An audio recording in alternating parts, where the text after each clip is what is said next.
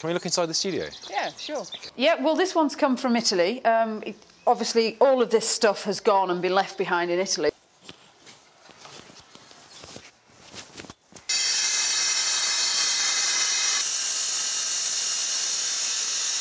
I think the whiteness really stands out as well when you see it outside. I mean, it's in Italy. It's white everywhere in the marble quarries and the masons' yards. And to actually see it in England, it works. It's green and white together. Stunning, yeah. This is John Brayley's lifestyle. This is where he lives, what he does. He walks and climbs in the Staffordshire moorlands. It's not strictly landscape painting because I don't paint a specific scene. It's more of the feel of the landscape in general, and the kind of how it affects me, or big sheets of colour, like the sky, because you get a lot of open scenery around here. By using my hands, I get close to the surface of the painting and actually feel it, whereas at the end of a paintbrush, it's maybe 12 inches away, and it separates me from it, and I can kind of almost get into the painting a lot more, to the actual inside of the painting.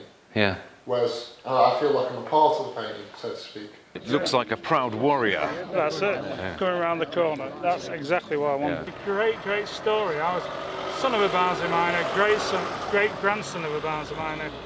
To me, it's really poignant that I've made a sculpture about, not the mining industry, about the community that were built up around the mining industry in 2 counties.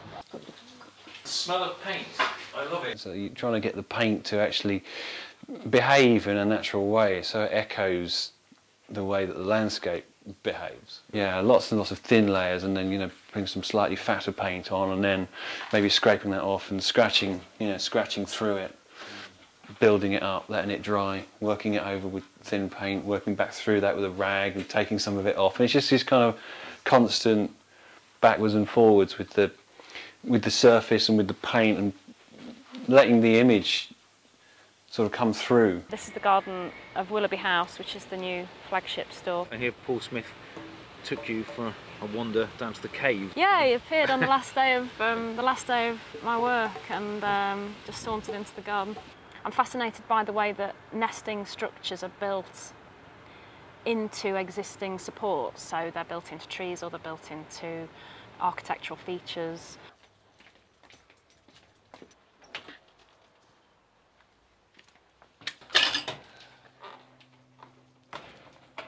It's at 762 degrees at the moment. I can open the kiln now, and you can see it'll be red hot.